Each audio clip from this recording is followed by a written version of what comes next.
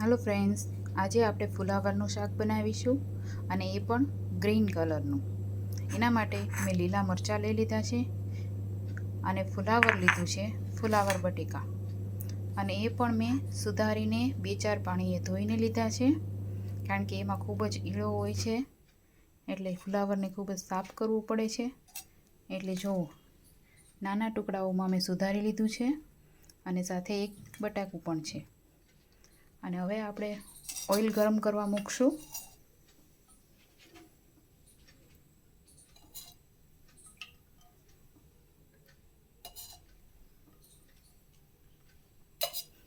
Oil જરૂર પ્રમાણે નાખવું।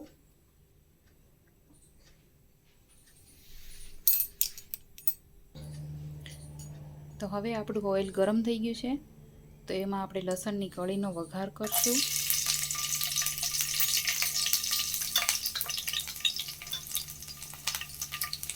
અને હિંગ પણ નાખી દેશું।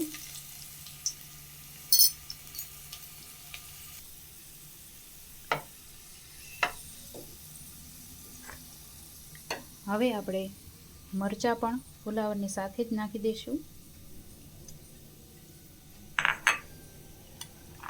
અને પછી વઘાર કરશું।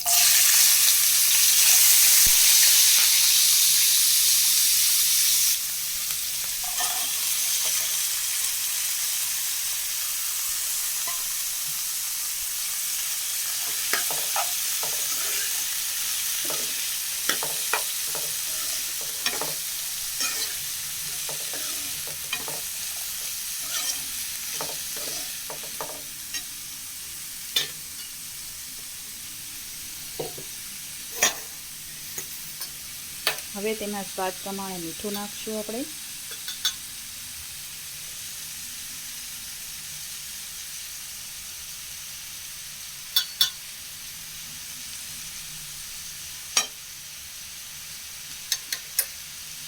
જરૂર પ્રમાણે હળદર,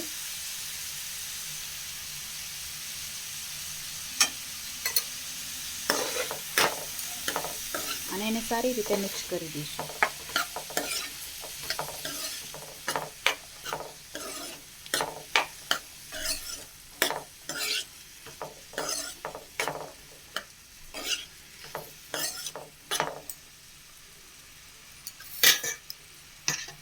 હવે એને ઢાંકીને 5 મિનિટ ચડવા દઈશું।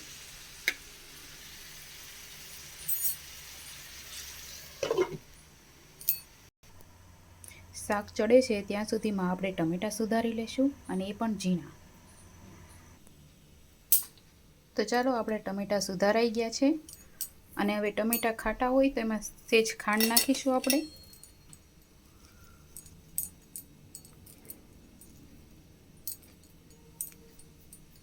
સ્વાદ પ્રમાણે, અને કોથમરી પણ સુધારી લીધી છે। તો હવે આપણું શાક ચડી ગયું છે, એટલે આપણે એમાં ટમેટાં નાખી દઈશું।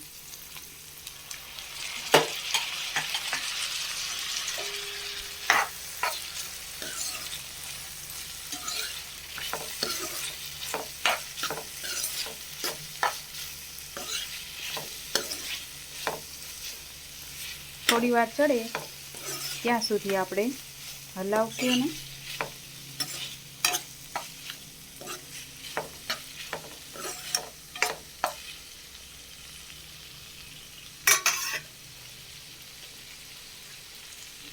ઉપરથી ધાણા જીરું પાવડર નાખશું।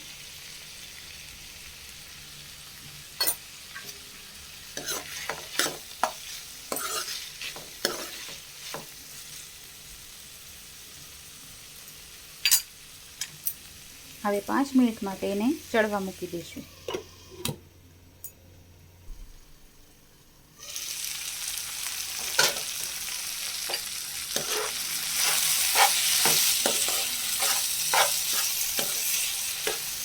તો ચાલો, હવે આપણું આ શાક ચડી ગયું છે, એટલે ઉપર હવે કોથમરી નાખી દઈશું।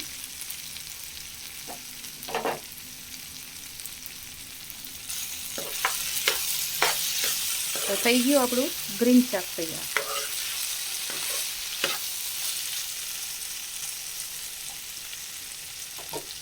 હવે લાઈક અને કમેન્ટમાં કહેજો કે કેવું બન્યું છે. જે લોકો તીખું નથી ખાઈ શકતા એના માટે તો બેસ્ટ શાક છે,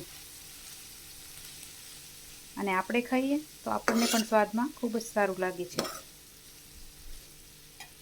okay friends, like and comment and subscribe my channel. Bye.